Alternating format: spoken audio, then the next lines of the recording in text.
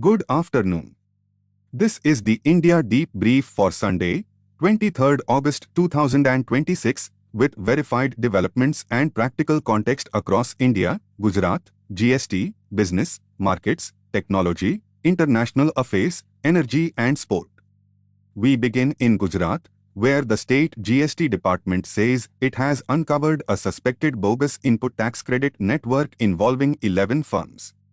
According to the department's preliminary findings reported on Saturday, paper purchase and sale transactions of roughly 119 crore rupees were detected, with an estimated tax liability of 79 crore and 45 lakh rupees. Investigators allege that invoices were generated without the actual movement of goods. One business owner was arrested, and documents and digital devices were seized for examination. These are allegations under investigation, and the final scope may change. The practical lesson for legitimate businesses is straightforward.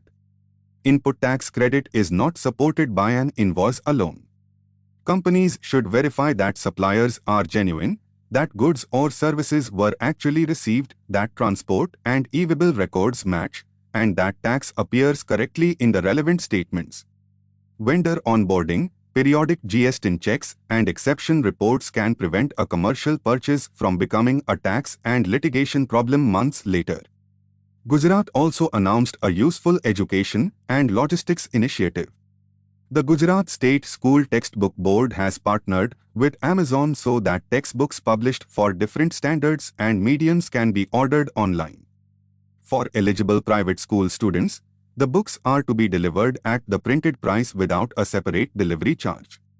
The project is a small but concrete example of public infrastructure working with private distribution. Its success should be measured through availability, delivery time, rural coverage, returns and support for families that do not shop online. At the national level, External Affairs Minister S. Jaishankar is due in Russia for the 27th session of the India-Russia Intergovernmental Commission on Trade, Economic, Scientific, Technological and Cultural Cooperation. The agenda matters because bilateral trade has grown sharply but remains imbalanced, and payments, logistics, energy, technology and market access all require workable arrangements. India will seek stability in a relationship that affects crude oil, fertilizer, defense supplies and strategic coordination, while continuing to protect its own interests in a difficult geopolitical environment. Energy remains India's clearest external economic risk. Brent crude ended the week near $93 a barrel, and recent spot liquefied natural gas cargoes for Indian buyers reportedly exceeded $23 per million British thermal units. Iran has now allowed Iraqi oil tankers to pass through the Strait of Hormuz, which is a positive operational signal, but it does not remove the wider regional risk. Shipping insurance, freight routes, vessel availability, and the safety of Indian seafarers remain important even when oil is physically moving. For India, expensive oil and gas can widen the import bill, pressure the rupee and raise costs for transport, fertilizer, power, chemicals, ceramics and manufacturing. Gujarat is especially exposed because it is a major port, refining, petrochemical and gas-intensive industrial hub. Companies should review fuel contracts, inventory buffers, delivery commitments and foreign currency exposure. The goal is resilience, not prediction. No business can control the oil price, but it can control the quality of its contingency plan. The rupee ended Friday close to 96 against the US dollar, while the Sensex closed at 77,540.83 and the Nifty at 24,252. Markets are closed today, so these are reference levels rather than live prices. Monday's session will be shaped by oil, global bond yields, foreign flows and any new geopolitical headlines. Investors should avoid treating a weekend forecast as certainty. Balance sheet strength, pricing power, debt and import dependence matter more than a single index move. For households, today is also the reported final date for completing LPG e-KYC under the current campaign. Customers who still have a pending requirement should use only their authorized distributor or the official app or portal of their all marketing company. They should never share an OTP, bank PIN or payment credential with an unsolicited caller. A compliance deadline often attracts fraud attempts, so identity verification is as important as completing the process. On wider GST policy, no major nationwide rate change was identified in the latest official cycle. Businesses should therefore resist rumors and focus on controllable work, reconcile GSTR-1 and GSTR-3B, validate input credit, preserve invoices and transport evidence, and document the commercial purpose of unusual transactions.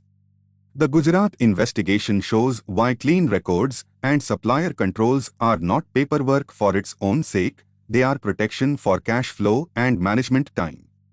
Technology and artificial intelligence remain structural opportunities, although no major new national AI policy announcement was found in the latest 24-hour window. India's program continues to combine shared compute, domestic models, data centers and public sector deployment.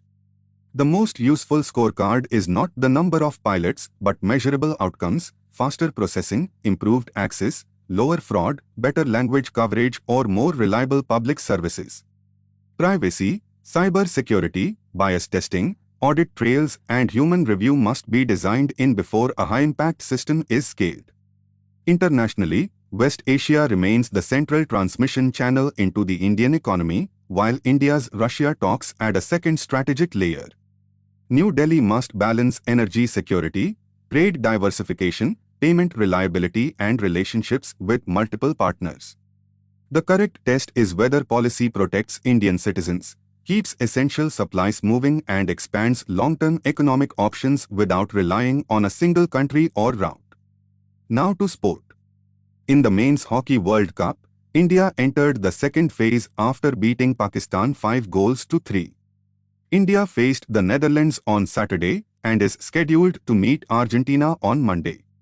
Because qualification depends on confirmed results and carried forward points, viewers should use Hockey India or the official FIH tournament source for the final score and table rather than social media claims. The performance priorities remain defensive control, penalty corner conversion and calm possession against the world's strongest sides. India's women lost 2-0 to the Netherlands in their second-round opener and face Australia tonight. The challenge is to protect the central channel, reduce turnovers and turn circle entries into shots and penalty corners. The match takes place after this briefing's production window, so the result is deliberately not predicted. In cricket, India and Sri Lanka begin the second test today after India's 165-run win in Gali. The series lead provides confidence, but spin-friendly conditions reward patience, accurate bowling and careful session management. Selection and workload will also matter as India tries to convert a strong start into a series victory.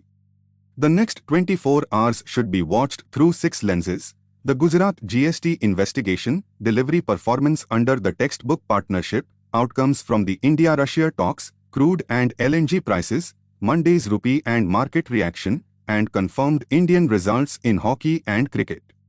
This is Good Thoughts. Thank you for watching and stay informed.